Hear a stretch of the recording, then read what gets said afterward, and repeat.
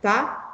Então, agradeço ao professor Luiz aí pela disponibilidade. Eu sei que nesses finais de anos aí as coisas ficam muito acumuladas, né? A gente sabe que junta tudo, parece que o mundo vai acabar em 2 meses e é difícil achar uma agendinha aí, né? Então, eu agradeço já a disponibilidade de vir falar com a gente, ainda um tema tão necessário, né? Desses desafios e consequências aí da pandemia. Eu vou apresentá-lo rapidamente, né, para que o pessoal conheça um pouco do que você faz, de onde você fala. Então, o professor Luiz Henrique Conceição, ele é graduado e mestre pelo Instituto de Psicologia da Universidade de São Paulo.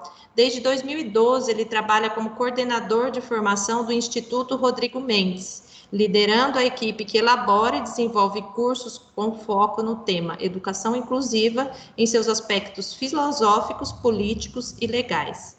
Então, a secretária pediu desculpas, ela não consegue agora dar as boas-vindas, conversar com todo mundo. Assim que ela conseguir entrar, eu interrompo um pouquinho para que ela possa falar com vocês, tá? E a fala é sua. Muito obrigada, Luiz, mais uma vez. Boa tarde a todas e a todos. Obrigado, Patrícia, a vocês pelo convite. É sempre uma honra estar conversando com educadoras e educadores, né? Para nós é sempre muito legal estar com essa conversa, com essa troca com vocês, enfim. Eu vou falar um pouquinho só, bem rapidamente, do Instituto, né? Talvez uma parte de vocês não conheça, né? O Instituto Rodrigo Mendes. Já estou compartilhando. Aí vocês me falem se vocês estão enxergando ou não a tela. Sim, sim. A apresentação, ok. Então, o Instituto tem 26 anos. Ele começou como uma oficina de artes. Depois de alguns anos, o Rodrigo, conversando com professoras e professores, enfim, que indicavam os seus alunos para essa oficina de arte. O Rodrigo é uma pessoa com tetraplegia, tá? Devido a um acidente que ele sofreu. E na retomada desse acidente, né, fazendo reabilitação, uma das atividades que ele vai desenvolvendo é aprender a pintar com a boca. Então ele é um artista plástico. Ao mesmo tempo ele tinha 19 anos na época do acidente, 18 para 19. Então ele também ao mesmo tempo estava fazendo um cursinho pré-vestibular, mas também como uma forma dele fazendo essa retomada, né, de um outro ponto de vista que a tetraplegia exigia. Ele também aprendeu a ser pintor, e aí ele, com essa ideia na cabeça, ele falou: olha, então deu certo comigo, eu vou ensinar outras pessoas com deficiência também a pintarem, né? É uma forma interessante, só isso, mas é uma das possibilidades. E aí ele monta essa oficina de artes. Com o tempo, ele nota, e ele dava aula para pessoas com deficiência. Ele nota que esse modelo tem alguma coisa que é estranha, né? Ficar só com pessoas com deficiência. Aí, conversando com uma pessoa que é muito famosa no movimento das pessoas com deficiência, que é o Romeu Sasaki, o Romeu sugere para ele: olha, ao invés de você fazer oficina de arte só para pessoas com deficiência, faça elas abertas para todo mundo. E assim ele começou a fazer, contratou também arte educadores, então a oficina começou a crescer, ele começou a conversar com professoras e professores, e notou que a incidência dele acabava ficando muito, numericamente mesmo, falando, muito pequena, porque ele trabalhava com, vamos dizer, de 30 a 40 pessoas por ano, né? Que é mais ou menos uma sala de aula quando a gente está falando aí de Fundamental 1, né? E aí ele pensou, bom, e muitas professoras perguntando para ele como é que fazia para trabalhar com esses estudantes, enfim. Ele falou: olha, se eu trabalhar com professoras, com educadoras e educadores, eu consigo atingir muito mais gente. E acho que tinha uns 10, 15 anos já a instituição, e aí ele começou a trabalhar mais com a questão de formação de professores. Nesse momento, eu entro no instituto, a gente começa a trabalhar com com formação mesmo de educadoras e educadores, e aí entendendo como professoras, professores, diretoras, diretores, coordenadoras pedagógicas, inspetores, enfim, todo mundo da comunidade escolar. E a gente começa a criar um modelo de formação mais semipresencial e, com o passar dos anos, a gente também fez um modelo autoinstrucional, né, que seria que a gente fala totalmente EAD, mas sem perder também a ideia de formações presenciais. Então, hoje em dia, o Instituto não trabalha mais com artes assim diretamente, né? Na verdade, faz 9 anos que a gente não faz isso. A gente só trabalha com formação de educadoras e de educadores, tá? Então, minha experiência tem sido ao longo desses últimos 9 anos, né? Fazendo formações, né? Com a temática da educação inclusiva, e aí em suas diversas matrizes. Então, a gente teve formações de educação física inclusiva, no ensino médio, que também é sempre um desafio, né? Porque aí, e não é só um desafio no sentido de uma perspectiva inclusiva, mas é um desafio no Brasil todo, né? Acho que todo mundo aqui sabe que é a etapa de ensino que a gente tem os maiores problemas no sentido de abandono mesmo, né, de evasão escolar. Então é uma etapa de ensino que os estudantes já são adolescentes, enfim, então traz uma série aí de desafios. A gente também desenvolveu uma formação com esse grupo de educadoras e educadores que trabalhavam com esses estudantes, né? E ao longo desses anos, então, o tema educação inclusiva tem sido o motivo de formação e também de pesquisa que a gente trabalha, tá? O título, né, dessa minha fala, eu gostaria muito que fosse uma fala que vocês podem ir perguntando no chat. Eu fico muito tranquilo, em que pese que agora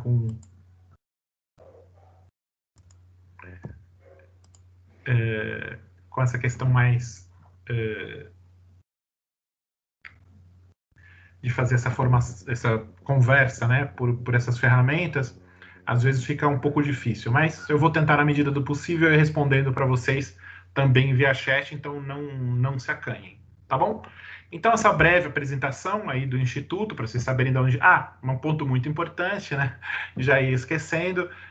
O Instituto, tudo que a gente vai produzindo, tanto de pesquisa quanto de formação, a gente vai compartilhando, né, com as educadoras e educadores através de um portal que chama Diversa, então é www.diversa.org.br, e nesse portal a gente tem muita produção, tanto de professoras e professores como vocês, coordenadoras pedagógicas, enfim, a partir de relatos de experiência. A gente também fez estudos de caso, hoje a gente já faz bem pouco, mas em todas as formações que a gente faz, a gente acredita bastante, né, numa pedagogia que trabalhe com projetos, e não só com propostas de projetos, mas com projetos efetivos. Então, vocês vão lá... Oi? Vocês estão me ouvindo? Sim, acho que alguém ingressou com o microfone aberto. Ok. E aí, tem uma produção muito grande de projetos, enfim, e uma parte deles a gente acaba filmando, fotografando, e essa fotografia que vocês estão vendo aí, dessas crianças muito bonitinhas, é de um desses projetos, né? Chama Materiais Pedagógicos Acessíveis, tem inclusive uma aba nesse site Diversa, falando só de materiais pedagógicos acessíveis, como foi né, mostrando como foi o uso em sala de aula durante a construção, e também a construção propriamente dita. Então, tem lá tem um relato de experiência também das professoras ou outros profissionais esse material, né? E tudo a gente compartilha nesse site, né? Nessa plataforma que a gente chama de Diversa, que a gente entende que tudo que é produzido tem que ser compartilhado com as pessoas, né? Tem um ponto que a gente escutava muito, mas ainda, infelizmente, escuto, que algumas experiências na educação que são bem exitosas, elas acabam ficando muito dentro de uma determinada unidade escolar ou, no máximo, no bairro, enfim. E a nossa ideia é realmente compartilhar isso com todo mundo, tá bom? Então, isso é um pouco do Instituto Rodrigo Mendes, um pouco da área que eu coordeno, que é a área de formação. E eu queria entrar mais, então, diretamente no tema de hoje, né? Antes de eu falar propriamente dito das questões da pandemia, eu queria conversar com vocês e expor para vocês quais são os nossos princípios, né? Porque isso é sempre importante. Por exemplo, quando a gente está falando de princípios, durante a pandemia, eu não sei como é que foi aqui em Araraquara, mas uma série de redes, tanto municipais quanto estaduais, criou ambientes virtuais de aprendizagem, ou ferramentas similares, né? E, até onde eu sei, praticamente 100% dessas redes não construíram esses ambientes virtuais com acessibilidade, né? E para nós, qual o significado, né? Para nós, estou falando aqui enquanto instituto, qual o significado para nós? Ah, que as pessoas desprezam acessibilidade? Não, não acho que seja isso. Eu acho que a gente avançou bastante nos últimos 10 anos, né? Ainda tem muita coisa para avançar, é verdade, mas a gente avançou bastante nesses últimos 10 anos. Porém, a questão da acessibilidade, como nesse exemplo que eu dei, ele ele não está exatamente internalizado na gente, né? Por exemplo, eu cometi um erro grave, né? Quando dois erros graves, né? Não me apresentei e não me descrevi, né? Meu nome é Luiz, sou um homem branco na faixa dos 50 anos de idade, estou trajando uma camiseta azul com os dizeres "Fora da escola não pode", que é um projeto do Unicef. Ao fundo, no meu fundo, eu tenho um armário branco. Pequenas atitudes que a gente pode tomar, né, facilitam, por exemplo, nesse caso, para as pessoas com deficiência visual ou que têm uma grande dificuldade, né? Pode ser não necessariamente só cegos e cegas, mas pessoas, por exemplo, também com baixa visão. Então, estou falando de pessoas com deficiência visual. Então, voltando, né? Então, a gente entende que a questão da acessibilidade ela é fundamental para a participação de todas e todos, e aí, nesse caso, principalmente dos estudantes com deficiência. E quando a gente recebeu essa informação, e a pandemia, obviamente, foi um fato inesperado, né? Ninguém estava preparado para isso, mas demonstra, né, a não acessibilidade, né, a criação de ambientes virtuais sem acessibilidade demonstra que a gente ainda não internalizou esses conceitos, né? Porque se eles tivessem sido internalizados, naturalmente, na própria construção dos AVAs ao longo de todo esse Brasil, boa parte deles, pelo menos, já teriam sido criados com acessibilidade. Então, a gente não tem nem a questão das pessoas que solicitam, nem as pessoas que desenvolvem, né? Nem os desenvolvedores, aí os programadores desses sites. E é por isso, né? Por isso que a gente sempre tenta trazer para o princípio, porque quando a gente tem alguma dúvida, né? Quando tem algum e a gente é questionado, né? Praticamente todo dia sobre alguns pontos, né, em relação às pessoas com deficiência, a gente volta nos princípios. Se a gente tem dúvida, como um momento como esse, bastante agudo da pandemia, a gente volta no que é o nosso solo comum, né, no que é algo que a gente conversa com todo mundo. Bom, a partir disso, a gente trabalha com a Declaração Universal dos Direitos Humanos, né, de 1948. É uma declaração muito importante, porque daí a gente não precisa ir retomando as questões de democracia e de direitos humanos para os gregos, então a gente consegue, ao invés de fazer aí uma volta de 2.500 anos, a gente consegue voltar dentro de um tempo que para nós é mais razoável. Mas a gente pensa direitos humanos não como uma coisa assim do tipo, sei lá, os direitos humanos ficam lá e eu fico aqui, né? Nós trabalhamos com essa noção de direitos humanos como um norte, né? Para onde a gente quer ir? Para onde a humanidade quer ir? Mas ela não está indo, ela não cumpre todos os direitos. Sim, é verdade. Mas o norte deveria ser esse, né? Porque lá em 1948, logo após a Segunda Guerra, e devido a um massacre, talvez o maior massacre da história, né, humana, a gente precisou sentar, né, a gente, né, não era vivo, mas enfim, todos os países que naquele momento estavam envolvidos lá na Segunda Guerra sentaram para discutir, bom, como é que a gente faz para que isso não se repita, né? Ao fim e ao cabo, a Declaração Universal dos Direitos Humanos ela serve para não termos outras guerras. E a gente sabe, né? Nós sabemos que esse ano, inclusive, ainda está tendo. Existiram outras dezenas, centenas de outras guerras, porém todas muito menores, todas muito mais localizadas, né? Com questões muito mais geopolíticas regionais do que da proporção que foi a Segunda Guerra. E por que também foi necessário fazer essa discussão? Vejam, a Alemanha, já naquele momento, lá na década de 20, 30, quando temos a ascensão nazista, ele é absolutamente com uma educação formal muito alta, né, como é até hoje. Então, não era um país de ignorantes e pessoas que não eram letradas. Pelo contrário, né, tinha uma cultura muito forte, enfim, tudo isso. E mesmo assim, dentro de um país com essas características, foi possível o nascimento e a ascensão do nazismo e a tentativa de extermínio de determinadas populações, principalmente os judeus, como todos nós sabemos, mas também, né, as pessoas com deficiência, os homossexuais e os ciganos, né, a comunidade cigana. Eles tinham como alvo principalmente esses 4 grupos.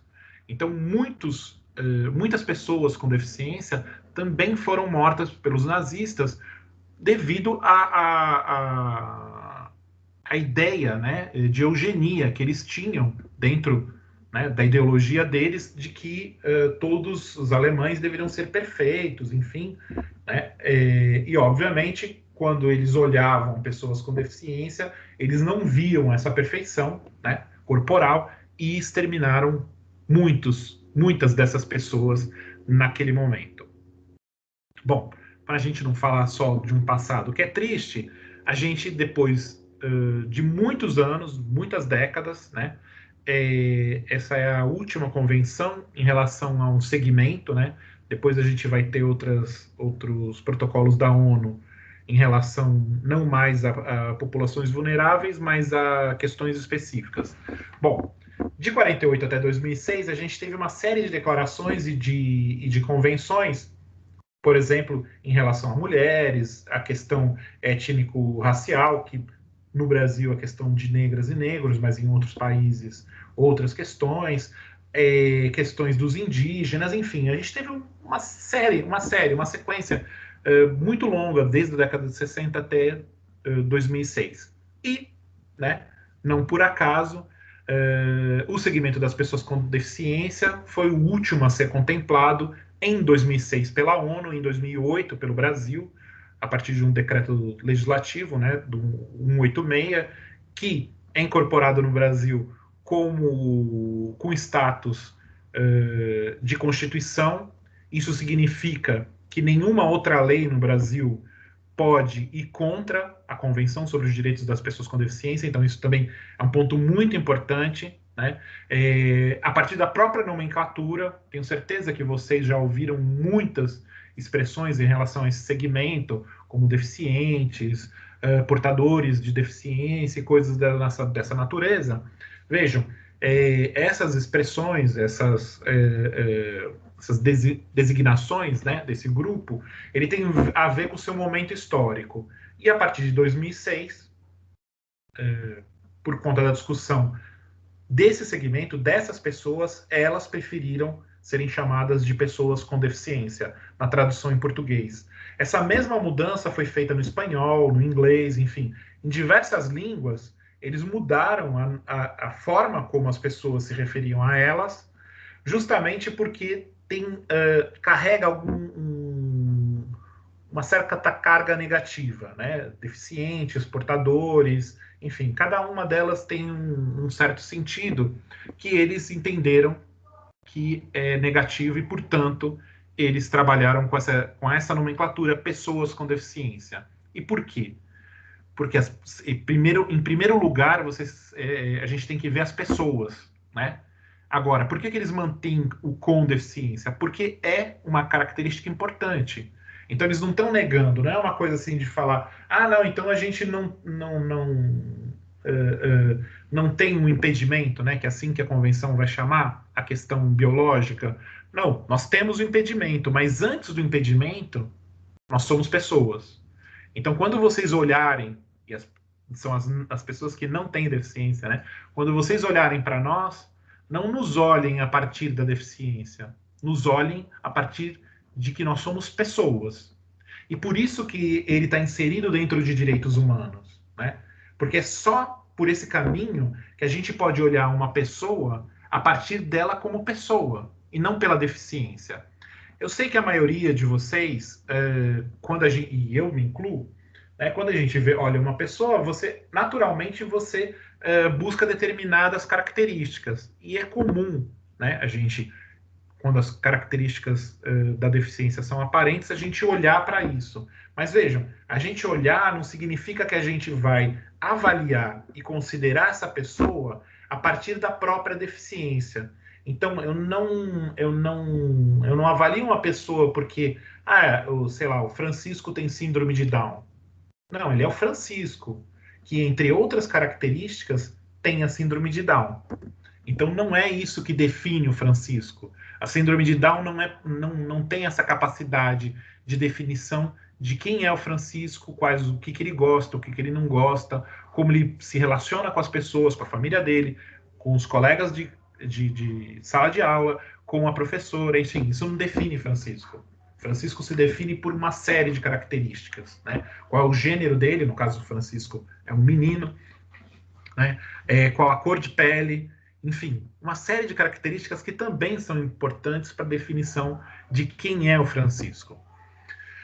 Bom, voltando à Convenção sobre os Direitos das Pessoas com Deficiência, né? Dentro da Convenção, a gente tem logo no artigo 1º, a definição de pessoa com deficiência, né? E nessa definição é muito importante o conceito de que é um conceito social, né, que a gente chama. Então não é mais um conceito biomédico. Por exemplo, uma pessoa ouve abaixo de determinada frequência e acima de outra determinada frequência. Essa não é a questão. A questão é os impedimentos que essa pessoa tem em relação às barreiras. E as barreiras são sociais. Então, nós que estamos na educação, né, a questão para nós nunca é qual é o impedimento da pessoa, mas qual é a barreira que existe para que essa determinada pessoa, esse determinado estudante, consiga participar. E aqui, participação, né, que é a expressão que é utilizada na convenção, quando a gente traz para a educação, a gente quer dizer o quê? Acesso ao conhecimento. Então, o que impede aquele estudante, com aquela determinada característica, que pode ser cego, pode ser surdo, pode ser surda, cega, pode ser pessoa com síndrome de Down, com TEA, né, transtorno do espectro autista, enfim, pode ter várias características. Dentre elas, ela ter, obviamente aqui não estou querendo dizer que TEA é deficiência, né? É sempre bom apontar, TEA não é deficiência, é que na legislação brasileira as pessoas com TEA têm os mesmos direitos das pessoas com deficiência. Então, para eu não ficar aqui falando pessoas com deficiência, com TEA, altas habilidades, superdotação, eu reduzo, né? Mas sempre vocês pensem nesse público que é o público-alvo da educação especial. Mas aqui, quando eu falo deficiência, como tem equiparação, né, em relação às pessoas com TEA, é bom fazer essa marcação. Até porque é muito importante entender que TEA não é uma deficiência, não tem nada a ver com deficiência, né? Os transtornos não estão, nem na área biomédica, eles não têm nada a ver uma coisa com a outra, né? São muito distintos. Mas aqui na minha fala, eu vou usar e peço que vocês entendam. Quando eu estou falando de pessoas com deficiência, eu estou falando de todo o público-alvo da educação especial, para facilitar a minha fala também. Enfim, e esse termo participação, né, que está dentro da definição de pessoa com deficiência, dentro da educação, tem a ver com esse estudante conseguir acessar o conteúdo, né, que ao fim e ao cabo é o que eu imagino todos e todas nós queremos quando a gente está trabalhando com os nossos estudantes. E um ponto importante, né, que eu deixo destacado aqui em verde, que a deficiência é um conceito sempre em evolução. E vejam, não sou eu que estou falando isso está escrito na convenção, né, que a deficiência é um conceito sempre em evolução. Significa, eu já ouvi essa pergunta, né? Significa que algumas pessoas que a gente considera hoje com deficiência no futuro não terão deficiência? Sim, significa. E significa que outras pessoas que hoje a gente não considera com deficiência podem ser consideradas com deficiência? Sim. É exatamente isso, né? Porque como ele é um conceito sempre em evolução, e ele não está marcadamente... a marca dele não é biomédica, então é possível, sim, da gente pensar que algumas pessoas que a gente hoje considera com deficiência, no futuro elas não serão consideradas com deficiência. Para minha fala não ficar assim tanto quanto etérea, que eu sei que essa questão de direitos humanos às vezes a gente acha que é algo, nossa, muito longe da gente, eu vou dar um exemplo para vocês, né? Se vocês olharem qualquer manual de biomédico em relação, acho que alguém está com o microfone ligado. Eu estou tentando achar, é que é muita gente. Pessoal, Margarete aqui, ó, achei. Obrigada. Se vocês pegarem qualquer manual em relação à síndrome de Down, vocês vão ver que vai estar escrito lá que toda pessoa com síndrome de Down tem deficiência intelectual. Acho, né, que vocês já devem ter visto reportagens de pessoas com síndrome de Down que têm mestrado e doutorado. E aí a minha pergunta seria um tanto quanto óbvia para vocês, né? Todo mundo aqui tem doutorado? Eu, por exemplo, não tenho. O que significa uma pessoa com síndrome de Down, que é considerada com deficiência intelectual, ter doutorado? Como eu me posiciono em relação a isso? Então, eu também tenho deficiência intelectual porque eu não tenho doutorado. Não, não pode. Bom, então, qual é a definição exata? Né? Aonde a gente está nesse ponto? E aí fica muito estranho, porque se vocês pegarem também as definições atuais, né, DSM-5, né, eles não dão suporte para essa questão. Isso, obviamente, é um motivo de discussão dentro da área médica, né? Tem sido discussão nos últimos anos a partir do quê? Não das descobertas da área médica, mas justamente da evolução dessas pessoas alcançando os mais altos níveis de educação. Então, quem pôs em xeque a própria definição não foi a medicina, foram as pessoas, né? Os sujeitos concretos que foram avançando, se formando, fazendo ensino médio com muita dificuldade. Vejam, não estou aqui minimizando os esforços dessas pessoas, pelo contrário, estou reafirmando o esforço deles, e por eles chegarem a mestrado e doutorado, eles colocam em xeque a própria definição do DSM-5, né? E é isso que eu quero dizer, né, quando a gente está operando dentro dessa área, que para nós, é claro que, de repente, algum conhecimento sobre síndrome de Down pode nos favorecer, né, quando a gente está trabalhando com algum estudante, enfim, pode favorecer, mas pode ser que não, pode ser que seja absolutamente irrelevante, né? E só para vocês entenderem, né, eu conversei com uma pessoa que faz esses estudos, existe hoje em dia uma ideia de que nem todas as pessoas com síndrome de Down tenham deficiência intelectual. Eles têm aí, e aí me parece que ainda tem muito a evoluir, eles têm uma probabilidade, que se a gente traduzir para o português é chute, de que de 10 a 15% dessas pessoas não tenham deficiência intelectual. Isso ainda não é pacificado, enfim, é objeto de pesquisa, né? Mas eu queria trazer para vocês justamente para mostrar até onde entra essa questão de direitos humanos. Vejam, se essas pessoas com síndrome de Down que chegaram à universidade, enfim, e mestrado e doutorado, se a elas não fosse dado o direito, né, pelas professoras, professores e famílias delas, de querer alçar e querer chegar nesses lugares, né, talvez elas nunca tivessem chegado. Então foi com muita luta delas, das famílias delas e também das professoras, professores, educadoras, educadores que essas pessoas encontraram ao longo dessa vida que foi possível isso acontecer. Então, se a gente não tem expectativa em relação a esses estudantes, normalmente, vocês sabem disso melhor do que eu, né, na sala de aula, essa expectativa vai se cumprir. Então, dentro dessa ideia de direitos humanos, ela não é etérea, ela não é fora do nosso cotidiano. É pelo contrário, ela está no nosso cotidiano, no que a gente faz todo santo dia. Quem tem um estudante com deficiência na sua sala de aula é um operador de direito humano. Porque, não preciso lembrar para vocês, há bem pouco tempo, histórico, né? Esses estudantes eram segregados ou ficavam nas suas casas, e depois a gente teve as escolas especiais, enfim, e hoje em dia todo mundo junto nas salas de aula. Então, e isso é ação de direito humano. Não é uma coisa que fica longe, que é na Finlândia, nos Estados Unidos ou qualquer outro lugar, né? É algo real e que acontece, né? E a cada vez que vocês entram numa sala de aula e tem um estudante, e esse estudante aprende, a gente está efetuando o direito humano.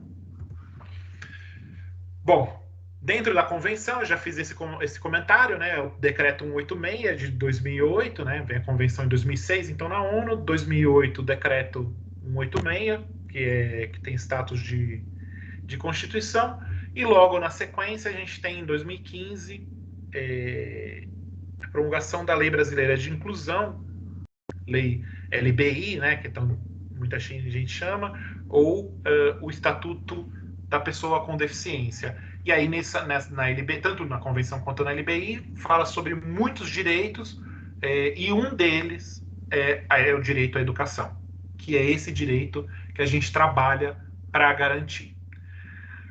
Para a gente garantir a inclusão e a participação plena desse segmento, entendemos que tenham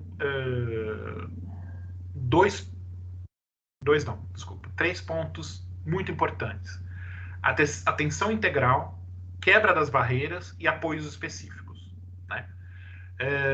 Em relação à quebra das barreiras, ele já está, inclusive, especificado na própria convenção, como eu disse para vocês, no artigo 1º, que define pessoa com deficiência. Atenção integral significa a gente ter um olhar para o sujeito, e nesse olhar para o sujeito também apoios específicos.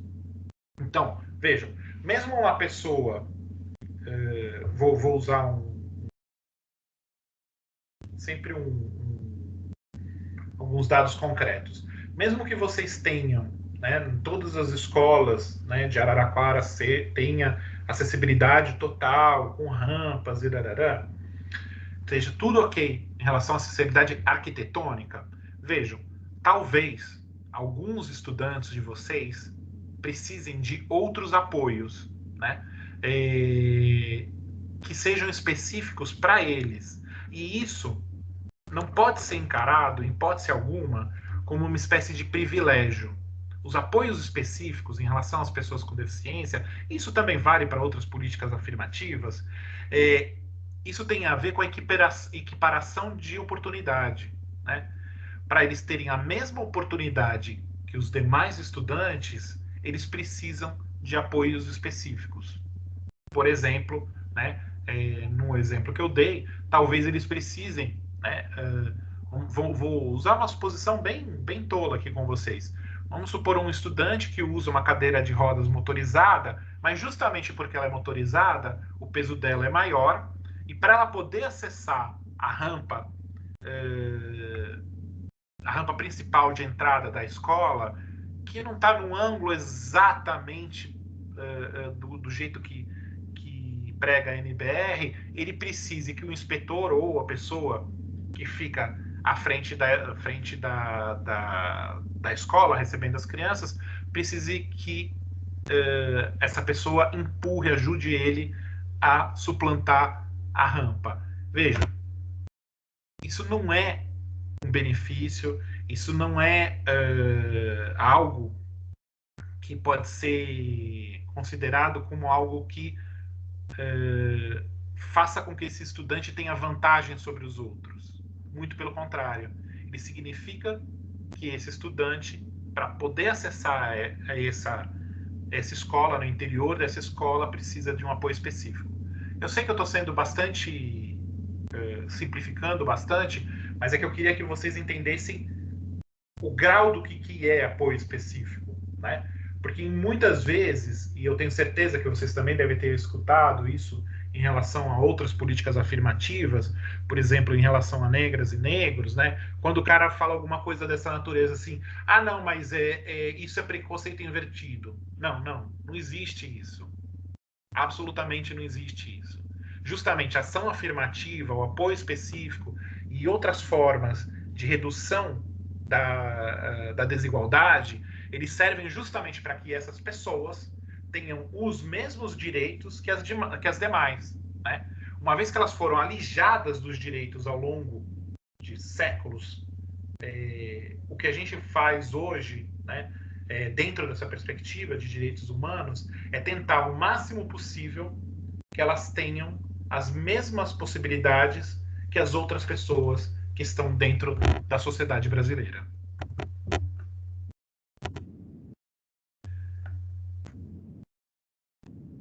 Bom, só retomando com vocês algumas das diretrizes educacionais nacionais, né? Que eu tenho certeza que todas vocês conhecem, mas queria retomar bem brevemente. Acesso e permanência de todas e todos, né, nas nossas escolas. A questão da gestão democrática dentro da construção nas escolas públicas. E vou ser sincero com vocês, novamente, sem conhecer profundamente a rede de Araraquara, mas conhecendo muitas redes, né, por esse Brasil afora, quando está falando de gestão democrática, pouquíssimas vezes mesmo, eu ouvi o gestor, a gestora, se preocupando com a participação tanto das professoras e professores que têm alguma deficiência, né, quanto dos estudantes. A gente acaba pensando a gestão democrática na participação da comunidade escolar, mas normalmente a partir das pessoas que têm eu não gosto muito dessas palavras meio abruptas, mas enfim, que atendem a um padrão de corponormatividade. Né? Padrão de corponormatividade, vocês devem imaginar, mas se vocês não imaginam, eu vou contar para vocês. São pessoas que andam, né? Tem os membros superiores, tem os membros inferiores, e que atendem a um determinado padrão, não precisa ser nenhum padrão de beleza, não precisa ser a Gisele Bündchen, nem nada dessa natureza, mas que tenham essa locomoção e essa relação com as outras pessoas. Na fala também é muito importante, né? As questões sensoriais, de visão, audição, tato, enfim, que elas tenham tudo isso dentro de um determinado padrão. Né? Então, via de regra, quando se discute gestão democrática, né, nas nossas unidades escolares ao longo de todo o Brasil, a gente sempre busca o padrão de corponormatividade. Né? Dificilmente os estudantes e mesmo as educadoras e educadores com deficiência são chamados a opinar, né, dentro dos momentos que são construídos para isso. Bom, Além disso, dentro das diretrizes educacionais nacionais, o respeito ao meio cultural e social da escola, portanto, ao seu território, né? Isso é muito importante, também é um ponto que nos chama a atenção, essa questão que já faz alguns anos, principalmente ela veio a partir da discussão de educação integral, né? Da questão do território, que essa escola não está, ela não está suspensa, né? Ela não tá nas nuvens, ela está num determinado bairro, e aquele bairro ele é composto por determinadas pessoas que vêm de determinados lugares, né? E tem determinadas culturas, né? E aí cultura no sentido bem amplo que eu estou usando. Então que elas trazem das famílias delas, né? Vários comportamentos, linguagens e coisas dessa natureza. Aí vocês podem pensar assim, poxa, Luiz, mas você está jogando assim muito abertamente, né? Tá, você é muito amplo. Então vou dar um exemplo para vocês. Há uns 2 ou 3 anos, eu estava numa determinada escola aqui, eu moro na cidade de São Paulo, tá, gente? Estava numa discussão numa escola no centro de São Paulo e eu ouvi de uma professora falando alguma coisa do tipo assim, olha, vocês me desculpem, mas nessa escola tinham crianças haitianas, né? Vocês lembram que o Brasil fez parte de uma missão internacional lá no Haiti e algumas famílias lá do Haiti vieram para o Brasil, algumas delas vieram para a cidade de São Paulo e nessa escola tinham crianças de famílias haitianas. Mas eu não fui preparada, né, para trabalhar com crianças haitianas. Aí a minha pergunta para ela foi bem singela, gente. Eu estendo a vocês, né? Que faculdade, seja de pedagogia ou de qualquer outra coisa, vai formar as pessoas para darem aula para crianças haitianas? A gente agora vai ter que ter uma disciplina como ensinar crianças haitianas? Me parece despropositado, né?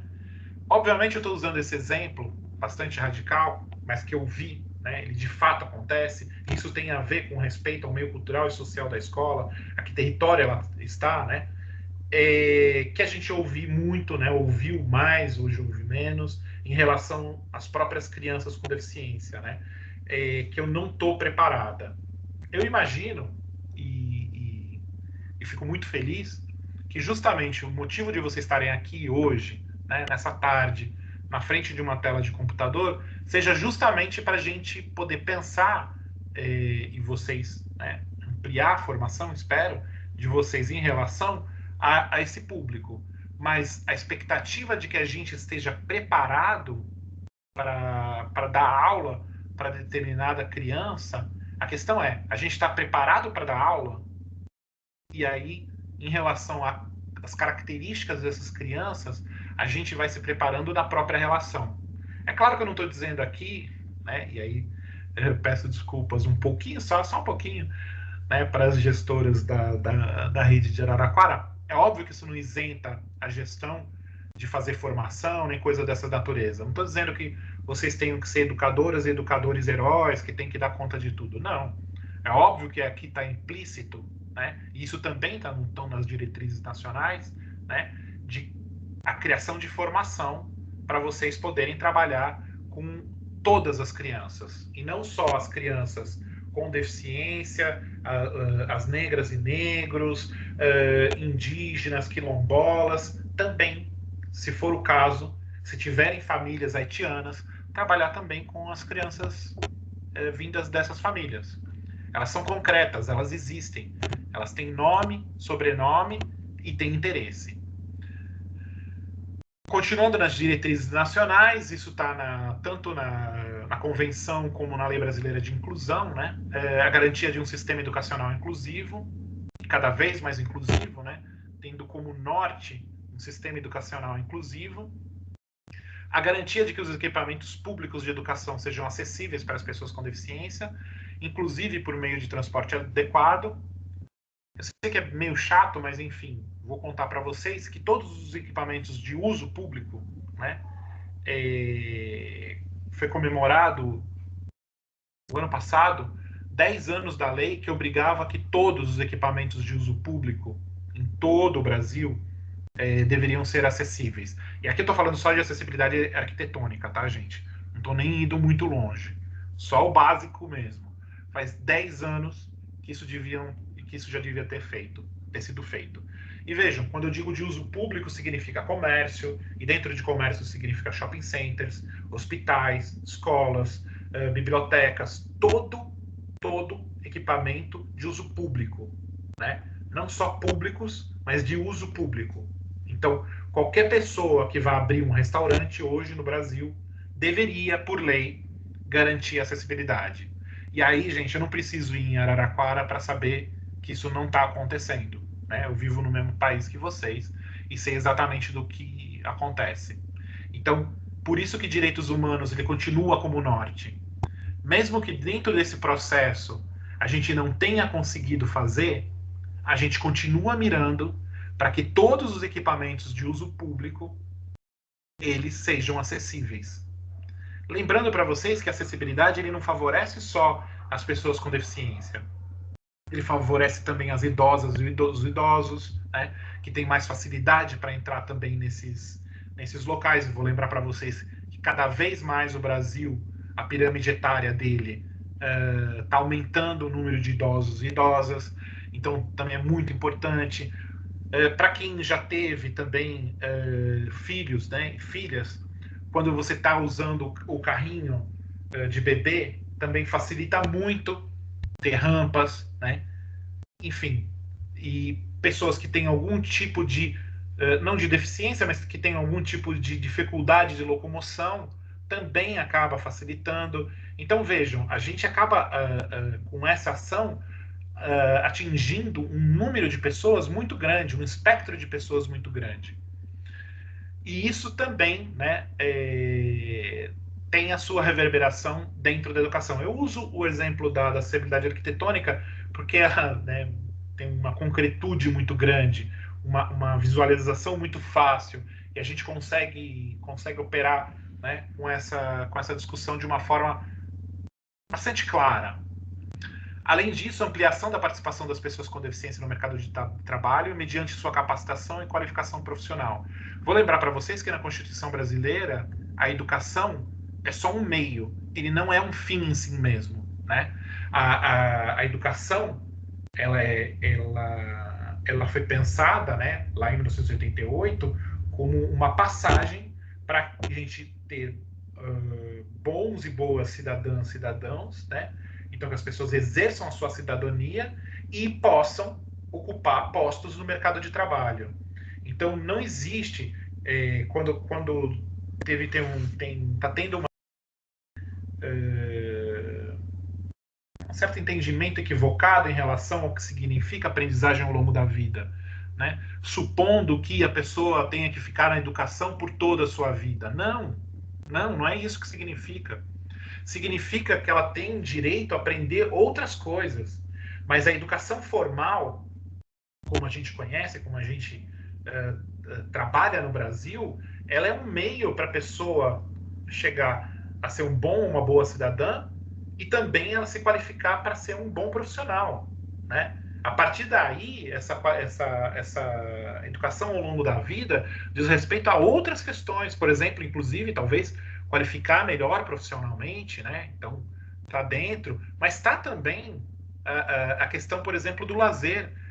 Por exemplo, uma pessoa que queira aprender como fazer hortas em sua casa. Isso também é formação ao longo da vida. Então, eu tenho uma série de pontos, mas nunca significa que a pessoa vai ficar lá na educação, né, nos equipamentos da educação o resto da sua vida. Isso não tem sentido, né? Isso não é educação ao longo da vida, né? Isso é outra coisa. Além disso, tem também uma ampliação do acesso das pessoas com deficiência às políticas de assistência social e de combate à extrema pobreza. Mas aí, naturalmente, em conjunto, né, com a assistência social e não como como objetivo da educação, né? Esse não é o objetivo da educação. Queria passar super rapidinho com vocês a questão dos Objetivos de Desenvolvimento Sustentável.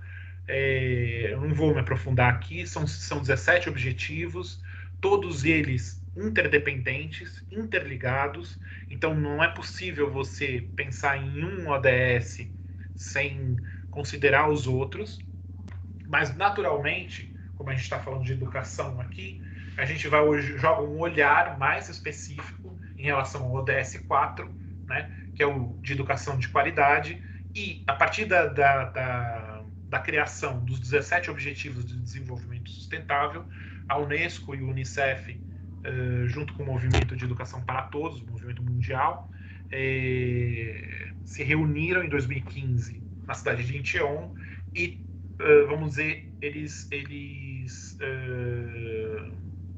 discriminaram, eles detalharam melhor esse objetivo 4, né, que é o que a gente conhece como a Declaração de Incheon, que tem a ver diretamente com o ODS 4, que diz o objetivo, né, de desenvolvimento sustentável 4, assegurar a educação inclusiva e equitativa de qualidade e promover oportunidades de aprendizagem ao longo da vida para todos. Por isso que eu já tinha falado antes, né, da aprendizagem ao longo da vida. Mas eu queria que vocês atentassem para um detalhe. Assegurar a educação inclusiva e equitativa de qualidade, eles não estão falando de educação especial. Aqui, a perspectiva de uma educação inclusiva, eu sei que isso gera uma certa dúvida, né? Mas são duas coisas absolutamente distintas: educação especial e educação inclusiva. Tanto que a Política Nacional de 2008 tinha um nome enorme, né? Era a Política Nacional de Educação Especial na perspectiva da educação inclusiva. E ele precisava fazer essa marcação, porque era uma política de educação especial com uma perspectiva inclusiva, que é o que está sendo falado aqui.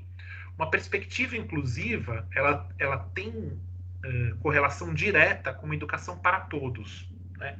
Acabou de sair um relatório, agora em julho de 2020, o nome em inglês é Jane Report.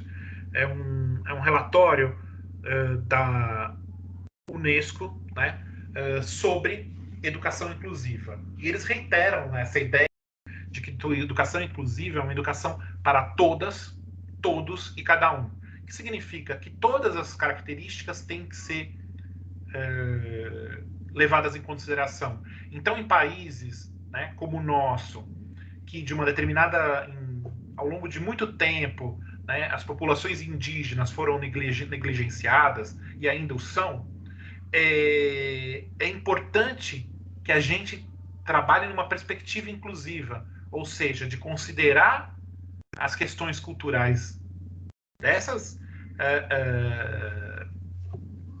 pessoas, né, dessas tribos, e ao mesmo tempo a gente assegure uma educação formal para elas. Então é um desafio? É um desafio, gente. Não estou achando que é fácil, mas vejam, por conta do meu fazer, né, do meu trabalho, eu acabou circulando no Brasil todo. E numa determinada vez eu estava lá em Manaus e era mais ou menos nessa época do ano, né, final de novembro, né, quase comecinho de dezembro. E eles estavam discutindo já a questão do ano escolar seguinte. E não por acaso, no centro de formação lá em Manaus, tem várias ocas, né? Eles construíram assim, tem um anfiteatro com ar-condicionado, projetor, enfim, tudo moderno, tudo como vocês conhecem aqui, mas dentro do terreno, é um terreno grande, tem várias ocas. E naquele momento, todas as ocas estavam ocupadas com diversas tribos indígenas discutindo o material pedagógico para o ano seguinte. Então, eles trabalhavam dentro da língua daquelas tribos e dentro da cultura daquelas tribos para poder construir os materiais pedagógicos para o ano seguinte. Isso tudo para dizer para vocês que me parece que é desafiante, mas é absolutamente possível, porque a maior parte das ferramentas já foram criadas, né? A gente tem que se debruçar e continuar trabalhando sempre nessa perspectiva, e por isso que eu comecei com vocês em relação aos direitos humanos. tá bom? Dentro do próprio ODS, né, e na declaração de Incheon ratifica isso, considera que nenhuma meta de educação deverá ser considerada cumprida a menos que tenha sido atingida por todos. Portanto, comprometemo-nos a fazer mudanças necessárias nas políticas de educação e a concentrar nossos esforços nos mais desfavorecidos, especialmente aqueles com deficiências, a fim de assegurar que ninguém seja deixado para trás. Gente, eu ouvi muito isso, muito. Na verdade, eu ouço até hoje, que o sistema brasileiro de educação ele é universal, porque ele atende a 98% dos cidadãos e cidadãs brasileiros que estão em idade escolar, né, que está prevista na Constituição. Vejam, se a gente entende que 98% é igual a 100%, sim, talvez eles estejam certos. Mas do nosso ponto de vista, né, de quem trabalha dentro de uma perspectiva de direitos humanos e trabalha com populações absolutamente cujo direito foi alijado ao longo de toda a história, ouvir isso significa tipo assim, bom, esses caras que não estão, a gente não vai fazer força para eles entrarem, né? Estão fora mesmo, fora vão ficar. Então, os organismos internacionais, entendendo isso, e aí obviamente não é só o Brasil, né? Isso é em muitos países do que a gente chama de primeiro mundo, né? Também tem essa característica, sei lá, vamos dizer, lá que seja 99,1, mas tem 0,9 que está fora da escola. Quem são esses 0,9? Né? Quem são efetivamente? E por isso que a gente precisa dizer que se a meta de educação não for cumprida por uma pessoa, ela não foi cumprida. Porque existe uma forte discursividade, e principalmente aí em governos nacionais, né, não só o nosso, né, ao longo do tempo, mas de diversos países, considerando, bom, 98 é igual a 100, 99 é igual a 100. E não é. Né? Não é. Porque quando você olha essas pessoas que estão fora, geralmente não, são principalmente pessoas desfavorecidas. Né? Pessoas que não tiveram acesso, cujo acesso, na verdade, foi negado. Né? Dentro dos múltiplos formações que a gente vai fazendo, a gente encontrou uma, e vejam, eu não vou estar falando para vocês de um país africano, pobre, que passa fome, não, eu vou falar Brasil, no estado de São Paulo, que é, em tese, né, o estado mais rico da federação, numa cidade de porte médio, que também não é uma cidade absolutamente pobre, em que a família ela prendia o filho com deficiência na cozinha com uma guia de cachorro e com corrente, para que ele não tivesse acesso ao restante da casa. Então ele comia no chão e tinha que ficar numa relação quase igual aos cachorros. Então não estou falando para vocês da Idade Média, não estou falando para vocês de países pobres, nada dessa natureza. Estou falando para vocês, ainda hoje, né, 2020, no Brasil, a gente ainda tem situações como essa. E é disso que a gente está falando. Né? O nosso trabalho é exatamente para que não exista nenhuma pessoa, nenhuma criança, nenhum adolescente, nenhum adulto nessas condições. Porque uma criança, um adolescente, um adulto nessas condições, a gente não pode ter expectativa de que essa criança, esse adolescente, esse adulto aprenda. Ele primeiro tem que ser considerado uma pessoa na sua integralidade, né? Uma pessoa, um sujeito de direitos, para só aí a gente poder começar a pensar como a gente vai fazer o trabalho. E é por isso. Por que eu estou falando isso, gente? Porque às vezes a gente tem uma falsa ideia de que dentro desses protocolos de direitos humanos as pessoas sejam inocentes, ou, não, olha, ele está viajando, ele pensa coisas absolutamente longe da realidade. Não, é o contrário, né? Insisto, o que se quer dentro dessa ideia é mudar essa realidade, é que essa realidade não mais exista. Então ela tem um certo grau de utopia, sim, mas uma utopia, a gente que está na educação, né, muito mais próximo a uma utopia freiriana, né? Ou seja, uma utopia que é possível de realizar, né? Então isso é sempre muito bom a gente ter clareza.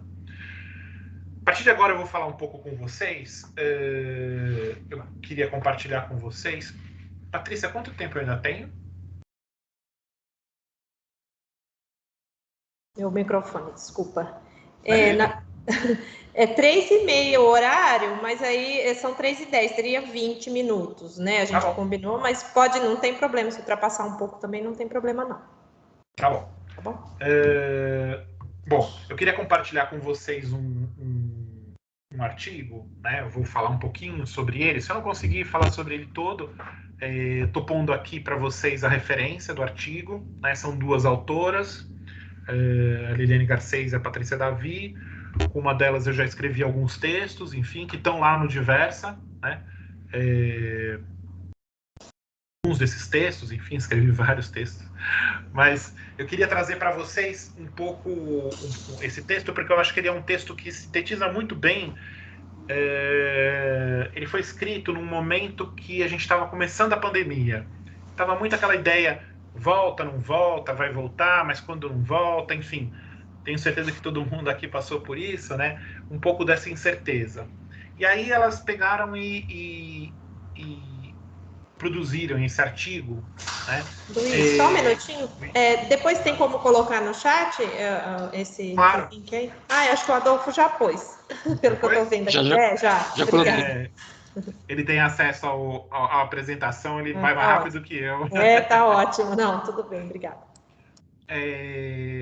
Então, nesse artigo, elas tentam refletir um pouco sobre aquele momento específico que, na verdade, está se estendendo, e que eu acho que, mais do que isso, ele serve como uma reflexão para a gente, não só para esse momento de pandemia, né, e para o momento que a gente está chamando, né, de pós-pandemia, sabe-se lá quando isso vai acontecer, mas enfim.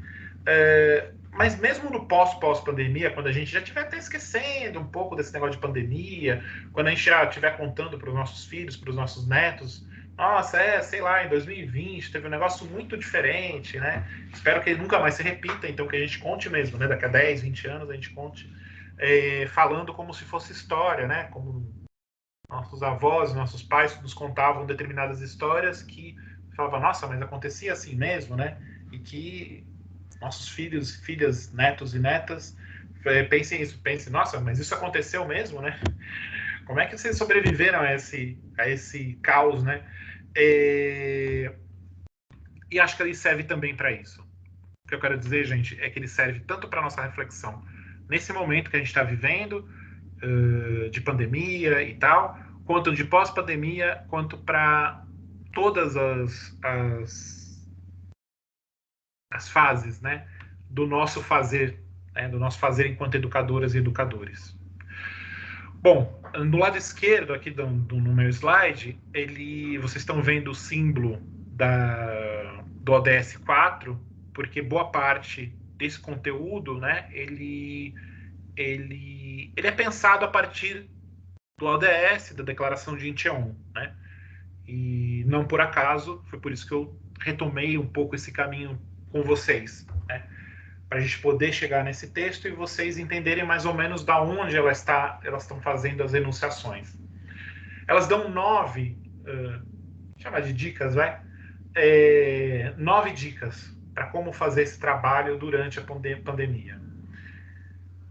O primeiro deles é tomar decisões que tenham como centralidade as pessoas, estudantes, docentes e gestoras e gestores escolares, e suas relações. Sabemos que a casa não substitui a escola e que apenas o envio de conteúdos reduz os objetivos educacionais. Sua garantia está tão mais assegurada quanto for mantido o diálogo entre princípios, que são inegociáveis, diretrizes de políticas públicas e saberes e práticas locais. Aqui é um ponto muito importante. Eu sei que a gente, racionalmente, a gente a gente sabe disso, né? Acho que nenhuma de vocês toma a decisão e não considera as pessoas concretas, né? Os seus estudantes, suas e seus colegas, professores, professoras, gestoras, enfim, todo mundo da comunidade escolar. E a questão aqui talvez fique muito forte, muito patente no que elas enunciaram como e suas relações, né? É porque na relação é que isso acontece. Então, por mais que eu tenha pensado, planejado, e isso vale para os gestores centrais, os gestores das unidades escolares e os professores, professoras, enfim, que alguns chamam de gestores de sala de aula, enfim, eu não vejo muito sentido, mas também sei lá, não tenho muita opinião, mas me soa meio estranho, mas enfim, tem gente que faz essa passagem, né, de 3 níveis. Mas a questão me parece, e isso pegando a própria convenção, né, definição de pessoa com deficiência, que está na sua relação, né? Aqui, claro, tem um ponto que eu acho que já é praticamente pacífico, né, que pais, mães e responsáveis pelas crianças, né, não são educadores e educadoras, né, portanto, isso vai reduzir efetivamente o objetivo educacional. Isso serve para a gente poder um pouco calibrar as nossas expectativas, né? Não dá para ter as mesmas expectativas que a gente teria se a gente estivesse dentro do ensino presencial que a gente estava acostumado até março desse ano. Mas, voltando à questão da decisão, que eu acho que é o principal aqui, o quanto a gente leva em consideração efetivamente essas relações. O que eu quero dizer com isso? Gente, quando começou a pandemia, eu fiz o comentário, os sites, né, os AVAs, os ambientes virtuais de aprendizagem, não tinham acessibilidade. Mas vejam, se os gestores, as gestoras, os professores, os professores forem sensíveis aos estudantes com deficiência, e aí a gente está falando claramente de estudantes com deficiências sensoriais, cegos, cegas, surdos, surdas, e também, em uma certa medida, os estudantes com deficiência intelectual e com TEA, né, transtornos do espectro autista, ou seja, uma gama muito grande dentro do público-alvo da educação especial. Com essa sensibilidade, quando a gente descobre, bom, puxa vida, a gente fez, nossa, mas a gente estava com muita pressa, não deu para montar, né? Não foi possível naquele momento, lá em março, na segunda quinzena de março, a gente construir algo que levasse isso em consideração. Ok. Isso é possível, eu já falei com vocês sobre isso, ok? Mostra que a gente ainda não tem introjetado dentro da nossa sociedade essa questão, mas se eu, e aí eu estou falando eu enquanto educador, se eu estou entrando em contato com isso e entendo que isso está acontecendo, o que eu devo ou deveria fazer? Ou começar a corrigir esses ambientes virtuais de aprendizagem, ou criar outras estratégias para que esses estudantes possam participar da mesma forma que os outros. Então aqui eu não estou novamente dando algum tipo de benefício, né? A ideia é que justamente esses estudantes tenham os mesmos direitos que os demais, né? Acesso ao conteúdo. E aí a gente entra e eu não gosto desse tipo de discussão, mas às vezes a gente entra numa disputa de miséria, né? Luiz, mas você tem que considerar que também tem estudante que não tem deficiência, mas é pobre e não teve acesso porque ele não teve acesso à internet, enfim, não conseguiu também acessar. Bom, dentro de uma perspectiva de educação para todos, acho que vocês imaginam a minha resposta. Bom, também tem que ser pensado como esse estudante que não tem deficiência, né? Mas não tem possibilidade de acesso à internet, como é que a gente vai chegar a ele? E acho que todo mundo aqui, eu espero que todo mundo já tenha visto alguma reportagem mostrando que justamente o que aconteceu na pandemia foi o aumento das desigualdades, né? E isso se refere diretamente ao público-alvo da educação especial, por conta do que a gente já comentou, e também outros grupos vulneráveis, né? Como o exemplo que eu dei, né? As pessoas pobres. E, obviamente, dentro das pessoas pobres, a gente tem uma massa imensa, né? De pessoas negras e negros. Então, obviamente, também tem aí uma clivagem étnico-racial, né? Dentro dessa discussão que a gente está fazendo.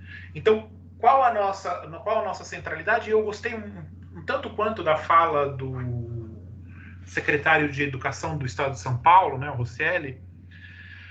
Em alguma entrevista que eu vi ele falando, ele falou: olha, gente, é claro que o educador e a educadora, quando estiver recebendo esses estudantes, né, ele estava pensando no retorno às aulas presenciais. É claro que ele tem que se preocupar com todos, mas ele tem que se preocupar prioritariamente com os estudantes que não tiveram acesso, como os outros estudantes, a esses conteúdos que foram ofertados de forma remota.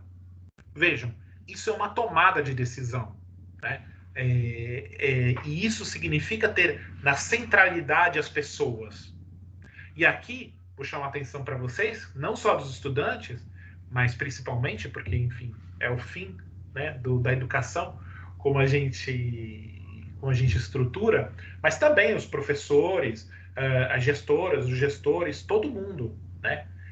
Quem foram os professores que, por exemplo, não tiveram acesso à internet ou coisas dessa natureza, né? É óbvio que eu notei que algumas pessoas na entrada hoje aqui em Araraquara, nessa fala, tiveram algumas dificuldades. É óbvio. Nós, ao longo dos últimos 6 meses, talvez o que a gente tenha mais feito foi se adequar a essas ferramentas virtuais. Mas algumas e alguns de nós não tiveram essa possibilidade. Então, quando a gente está falando de decisões que têm como centralidade as pessoas, são nessas pessoas que a gente tem que colocar o nosso foco. Elas foram as principais prejudicadas com a pandemia. Todo mundo foi prejudicado, por óbvio, mas algumas foram mais do que outras, né? Então, quando a gente está discutindo, e por isso que eu falei para vocês, acho que agora fica mais claro, quando a gente está discutindo não só esse momento de pandemia, mas momentos futuros, né, quando a gente tem que tomar decisão, como a gente faz para ter critérios para tomar essa decisão? E me parece que o critério mais justo seja as pessoas que não tiveram as mesmas possibilidades que a maioria de nós, né? Por exemplo, nosso instituto, eu pessoalmente, todo o instituto, a gente estava absolutamente habituado com essas ferramentas virtuais. Por quê? Como eu comentei com vocês, algumas das nossas formações já são feitas por elas. Então, de verdade, gente, na pandemia o que aconteceu foi que a gente, obviamente, teve que aprimorar, né? Porque a gente tem sempre o que aprender, né? Mas boa parte das formações presenciais a gente teve que trocar, é óbvio, deu trabalho, não estou diminuindo não, tá? Um bom trabalho você mudar. Bom, vocês sabem disso melhor que eu, né? Sair de uma formação presencial para uma formação que usa essas ferramentas, né, de comunicação virtual é bastante difícil. Mas para nós, como a gente já tinha uma certa facilidade, foi desafiador, mas foi um desafio que ok. Agora, isso não é verdade para todo mundo. E nós sabemos. E aí tem sim, talvez uma clivagem, né? Uma questão etária. Né? Óbvio, me parece, que os mais jovens tenham mais facilidade com essa questão, porque eles já nasceram existindo internet. Né? Mas quem não nasceu com essa já com essa ferramenta à disposição, tem muito mais dificuldade. Então, quando a gente está falando de tomar decisões que tenham como centralidade as pessoas, a gente está falando algo dessa natureza.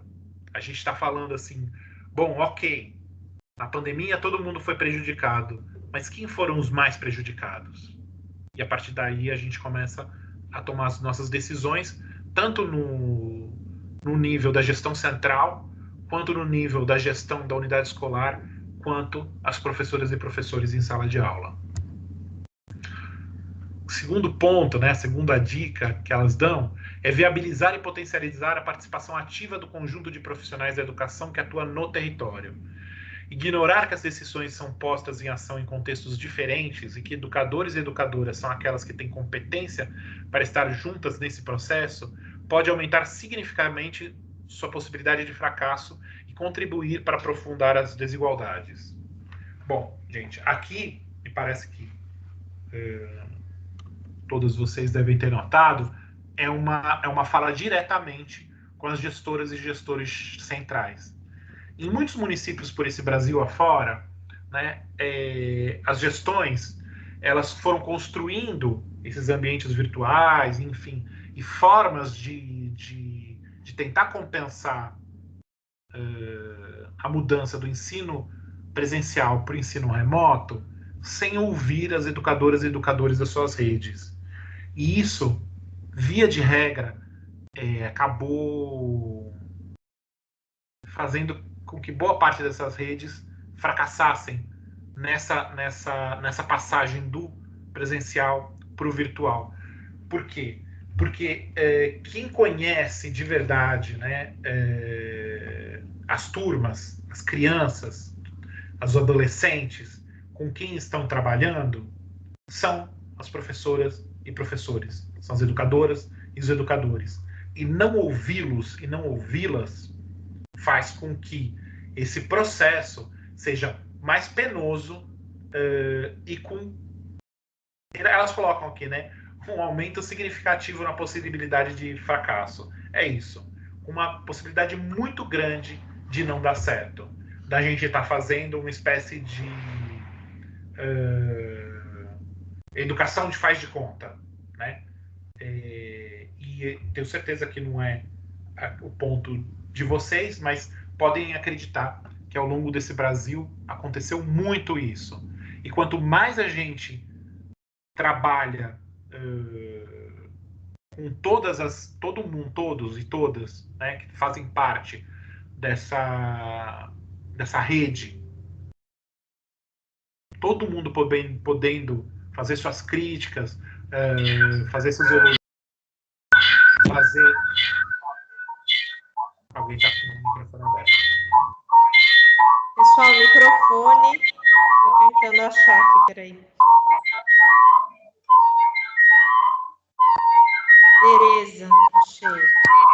Tereza, eu desliguei esse microfone. Todas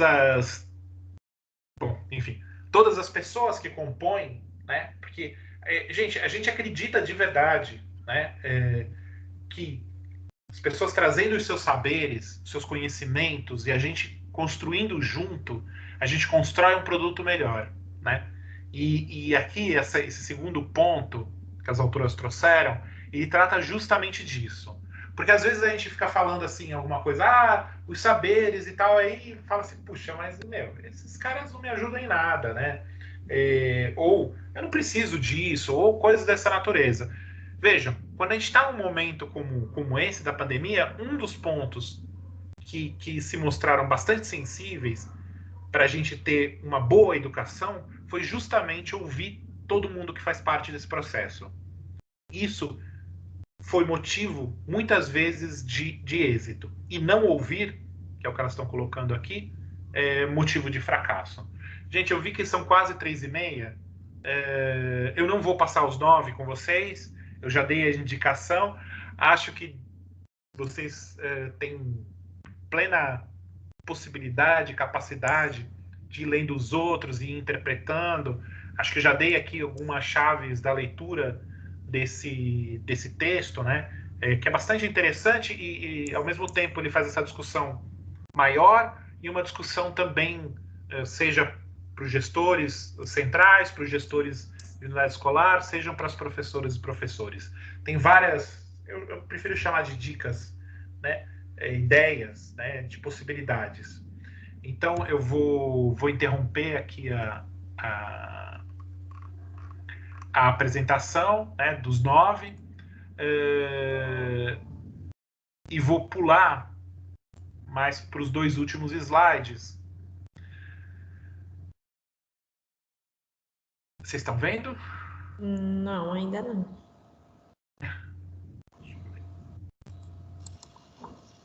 Descompartilhou, professor. Opa! Espera aí. Deixa eu voltar aqui.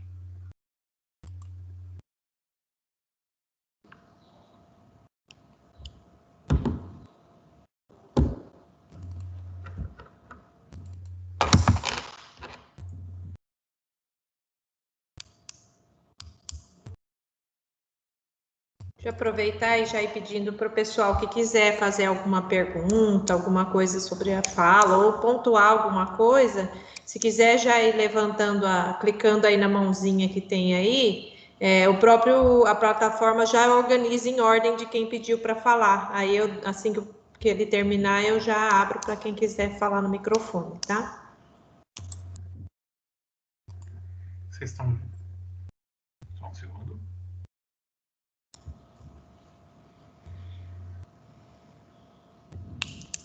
Resolveu não carregar, eu vou ler para vocês, fica mais fácil, se a gente não fica nessa briga aqui com o slide, enfim, com a apresentação. Considerar o isolamento social a partir do conceito de barreira nos impulsiona a pensar em estratégias diferentes, gera oportunidades de romper com a perspectiva do encaminhamento e fortalece as relações estabelecidas em cada unidade escolar. Bom,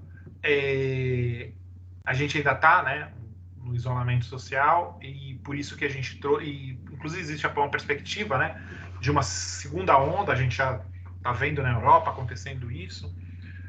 Isso em breve está chegando no Brasil, existem algumas pessoas que estão dizendo que já chegou, outras que ainda vai chegar, mas enfim, a gente vai passar talvez por uma segunda onda, como já aconteceu. E a gente pensar nisso a partir de uma ideia de barreiras, né, que é isso a proposta das autoras, ela é muito rica da gente poder buscar justamente as soluções para essas barreiras. Não entender como um empecilho, algo impossível, mas como uma barreira que é possível de ser vencida, de ser reduzida, de até ser eliminada.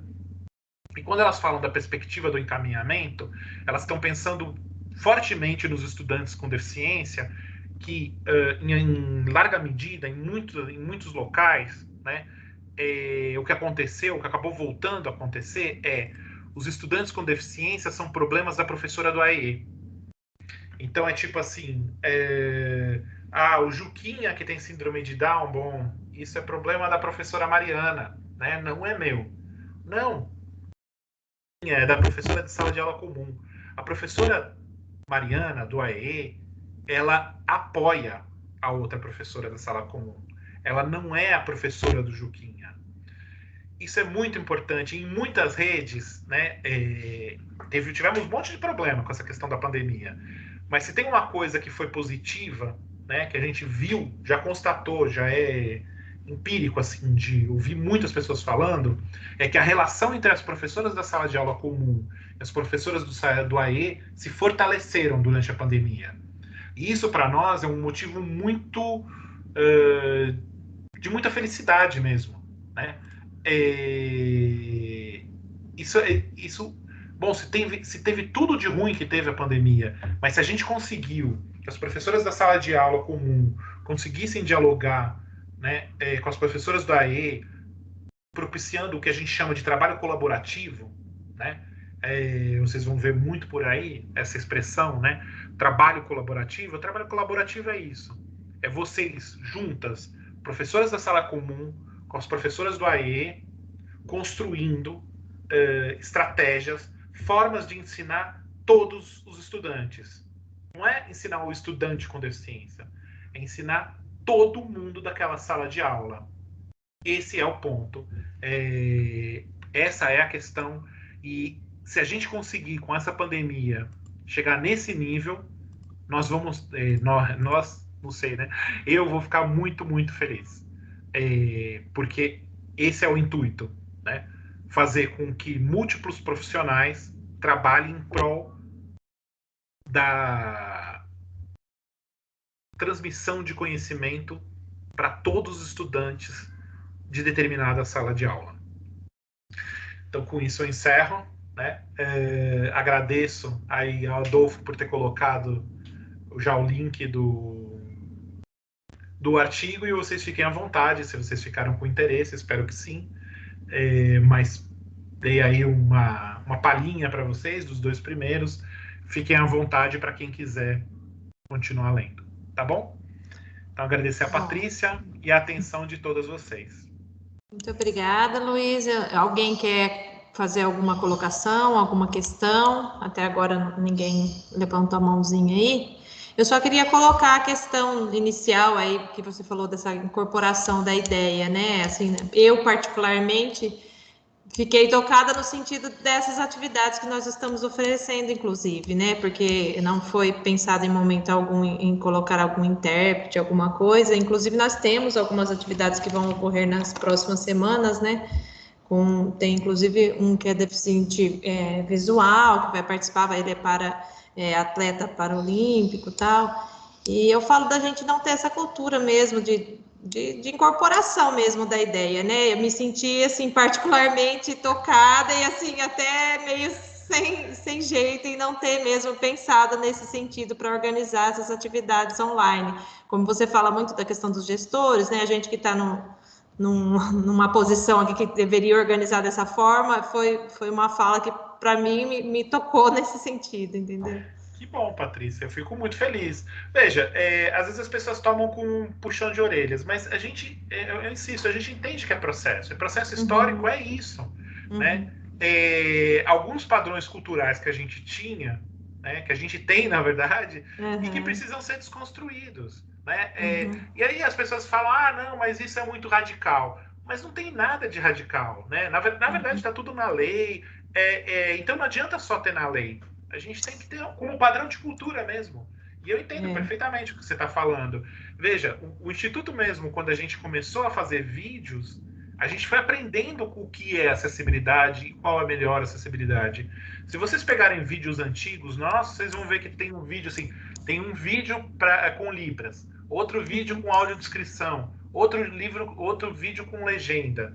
A gente, com o tempo, foi chegando na conclusão que falava, não faz sentido. É como se eu estivesse discriminando, assim, alguma coisa do tipo. Com Libras é para os surdos. Com audiodescrição é para os cegos. Não, gente. Uma pessoa que tenha uma... Não estou falando de TEA, não, tá, gente? Estou falando uma pessoa que tem uma atenção flutuante, ele pode se favorecer muito de ter legenda. Então ele ouve e lê, e essa atenção faz com que ele aprenda. Isso tem muito a ver com um desenho universal para aprendizagem, enfim, que é um outro tema, um outro mundo, né? Mas que tem a ver com esse processo de aprender, né? As pessoas vão... Mas, Luiz, mas aí o vídeo é meio lento. Bom, aí você tem que considerar as tais das decisões. Eu quero um vídeo um pouquinho mais lento, mas que seja bom para todo mundo, ou quero um vídeo que seja mais rápido e só atinge alguns? Sim. E aí é a questão da decisão. E a gente tomou a decisão, não. Eu vou fazer um vídeo que atenda a todo mundo. E eu acho que tem uma hora, Patrícia, que é isso. Bom, o que eu posso fazer? É claro, é dentro do teu limite. Dentro do limite de cada uma que está me ouvindo aqui. Sim. Eu não acredito naquela coisa de professor herói, sabe? Essas coisas. Não resolve. Porque quando esse professor herói sai daquela escola, volta tudo para trás. A mudança ela tem que ser institucional, ela tem que ser na unidade escolar, ela tem que ser cada um de nós, porque a gente, de verdade, não existe nada vazio, né? Na psicologia é interessante, tinha um pensador que falava sobre isso. Não existe essa coisa da instituição vazia, né?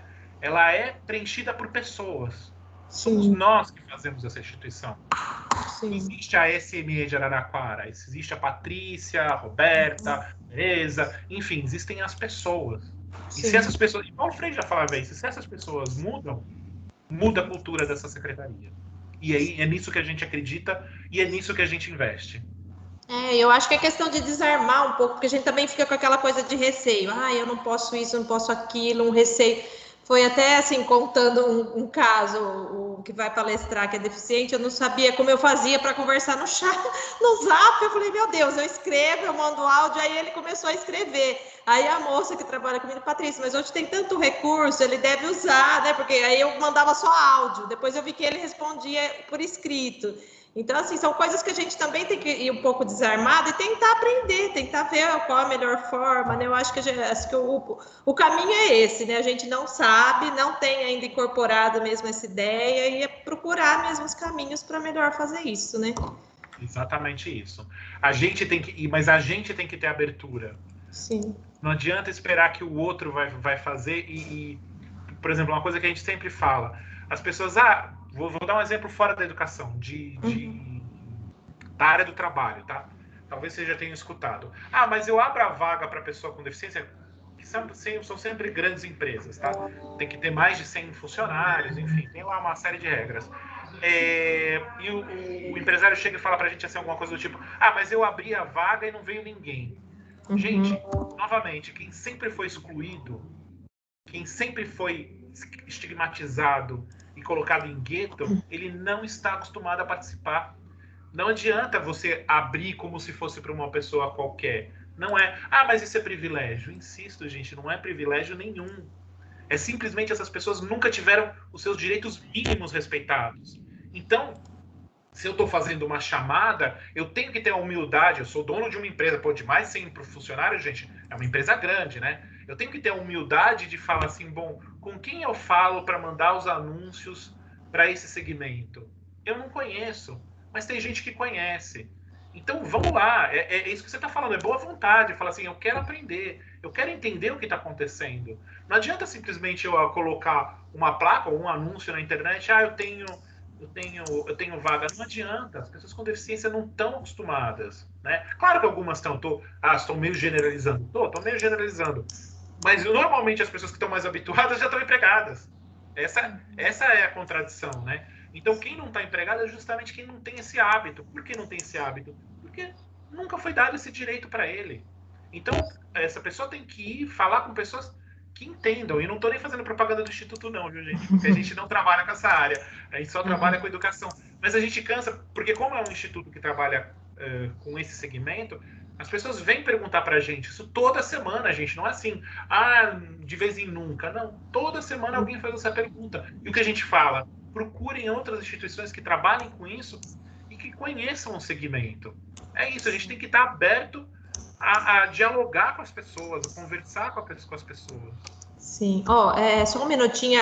A gerente da educação especial nossa aqui e a Clélia, a secretária, estão presentes. Então, eu gostaria que, antes de terminar, elas pudessem falar um pouco, dar um oi aí para o pessoal. Clélia, Cássia. Cássia? Ela comentou. Estou desativando o microfone, né? Muito bom, gostei muito da sua fala, são reflexões que nós precisamos ter aí, mesmo no dia a dia, né? Fiquei muito contente com falas que a gente fica insistindo, né, em não repetir, mas que a sociedade traz, né, nesse não olhar. Eu acho que as pessoas reproduzem falas que acabam excluindo e muitas vezes sem a intenção de fazer isso, mas vão repetindo falas e isso vai cada vez mais excluindo. Então, essa reflexão que você trouxe, esses pontos para a gente pensar aí nesse momento da pandemia foram muito importantes. Eu agradeço. Muito bem. Oi, Luiz, muito boa tarde, tudo bem? Oi, Patrícia, boa tarde, olá. Oi, boa tarde. Bem, Cássia? Tudo bom?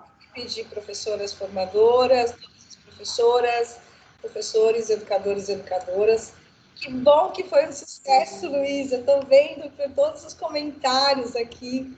Então, eu fico muito feliz e obrigada por ter aceito o convite para estar aqui com a gente. Eu sou uma fã inveterada do Instituto. Rodrigo Mendes, vocês são ótimos, né? Eu tive a oportunidade de trabalhar algumas ações com o Rodrigo, né, e outras pessoas do Instituto. Vocês são seríssimos nessa pauta. E aí, na conversa com a Patrícia, para a gente, né, concatenar as diferentes falas nessa rodada de formação, eu falei, Patrícia, tem que ter alguém do Instituto, insiste lá, né? E que bom que todo mundo pôde conhecer, né, a competência de vocês para dialogar sobre um tema que, quanto mais sabe, mais a gente precisa saber, como bem disse a Cássia. A gente insiste mesmo em, conscientemente ou inconscientemente, em condutas equivocadas sobre isso, de tratar, de como efetivamente fazer o processo de inclusão, que não é só estar ao lado, mas efetivamente fazer um processo de convivência com as pessoas, com todas as pessoas, né, com a diversidade. E a gente está em momentos muito tensos, né? Então, eu fico imaginando que quanto mais a gente puder fazer esse diálogo, que do outro lado tem uma pessoa, tem um ser humano, né, que espera receber o mesmo tipo de tratamento que essa pessoa também está preparada para nos dar, é importante, né? Na escola, fora dela, mas no contexto escolar, no contexto da educação, é inadmissível que a gente reproduza sensos comuns de percepção de quem são essas pessoas. Então, eu fico muito agradecida por você poder ter dialogado conosco aqui, né, os desafios e consequências desse processo tão devastador, né, num ano tão difícil para todos nós. E agradeço ao Instituto Rodrigo Mendes, e volto outras vezes, Luiz Henrique, foi um sucesso aqui, ó. Vamos Foi mesmo. O sonho de vocês para trabalhar conosco o tema da inclusão sobre diferentes aspectos. Então, muitíssimo obrigada, é só isso que eu tenho a dizer, agradecimentos mesmo, porque desse tipo de conversa, de ação formativa mesmo que a gente demanda, a gente precisa para poder pensar como é que a gente faz, como é que a gente pode desfazer o que faz, tornando o convívio e tornando a escola um ambiente mais favorável a recepcionar todos e cada um, inclusive nas suas diversidades, né, ou diferentes possibilidades. Obrigada, viu? Obrigada, Patrícia, obrigada, Adolfo, né, pela assessoria incrível que vocês dão aí, e Patrícia pela condução da gerência de formação. Obrigada a todos. Obrigada. Obrigada. Luiz, tem algumas coisas... Ai, desculpa, que tá com um delayzinho. Eu te cortei. Tem algumas coisas no chat, umas são, né, agradecendo, falando que a palestra foi ótima, e aí eu tenho pedido, se possível, para vocês colocarem um e-mail, porque como a gente não tem, às vezes, tempo de dar o retorno, o feedback, o pessoal poder, se possível, entrar em contato para tirar algumas dúvidas, algumas coisas, né, que às vezes eu não consigo sanar aqui no momento da formação.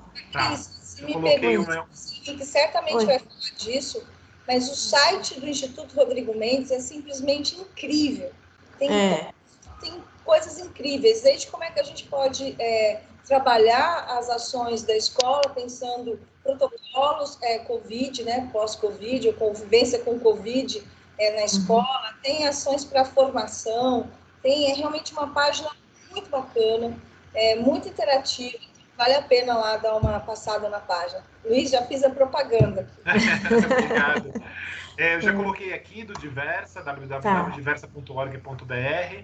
Qualquer dúvida que vocês tiverem, o e-mail da minha área é formação, sem cedilha sem tio, né? Então fica formacal@rm.org.br. Importante que é rm, de Rodrigo Mendes, .org.br. Às vezes as pessoas põem .com, né? E aí não vai chegar. E nem é IRM, porque infelizmente esse domínio é de outro instituto. Então, rm.org.br. Vocês conseguem entrar em contato. Estou vendo que a Jennifer também colocou o site institucional, né? Mas eu acho que esse que a Clélia está falando é muito mais o Diversa. A gente tem o Diversa na Pandemia, que fala um pouco desse momento que a gente está vivendo. Eu já tinha falado um pouco, viu, Clélia? lá no começo, eu falei dos estudos de caso, materiais pedagógicos, enfim, tem várias abas. A gente está num momento de reformulação dos 2 sites, provavelmente não, com certeza absoluta, só meados de 2021, então a gente está imaginando lá no segundo semestre de 2021, a gente vai trazer novidades enquanto site, né, enquanto estrutura de site, mas vocês podem continuar aí acessando, enfim, tem muita coisa mesmo, e tem muita coisa que é produzida, insisto, gente, pelas professoras, pelos professores, né? Eu justamente agradeço a participação, né, o convite de vocês, e poder participar disso, porque, na verdade, quem faz a educação são vocês, né? A gente fala com vocês, a gente vê vocês fazendo, e aí, quando é possível, a gente filma e mostra para todo mundo, falando assim, olha, é possível fazer. Ah, mas é cartilha, não, gente, a gente já está bem, no caso, né, já estamos bem velhinho, não é nada de cartilha, é para poder ajudar mesmo. Quem puder se inspirar, quem achar que aquela prática, aquela atividade faz sentido, que vocês possam aplicar aí nas salas de aula de vocês, no trabalho de vocês, como gestoras, seja na secretaria, seja nas unidades escolares, sejam as professoras, sejam inspetores, enfim, todo mundo, né? Se a gente puder inspirar vocês a desenvolverem projetos, atividades que considerem todos e cada um dos estudantes de vocês, a gente vai ficar muito feliz. Né? É para isso que a gente trabalha todo dia, e parabéns para vocês que fazem a educação aí de Araraquara. Muito obrigada. Obrigada, Luiz. Bom, acho que terminamos aqui. Então, muito obrigada mais uma vez, Luiz, pela participação, que a gente possa fazer outros momentos como esse. Obrigada a todo mundo que participou. Então, aí tem os acessos dos e-mails para quem precisar ou quiser mandar alguma mensagem aí, esclarecer alguma dúvida. Obrigada, tchau. Boa tarde, gente. Boa tarde. Tchau, gente. Bom feriado, boas reflexões do 20 de novembro e até semana que vem com mais formação. Até. Obrigada, Luiz Henrique. Um abraço a vocês. Rodrigo Mendes. Muito obrigada, gente. Tchau, Patrícia.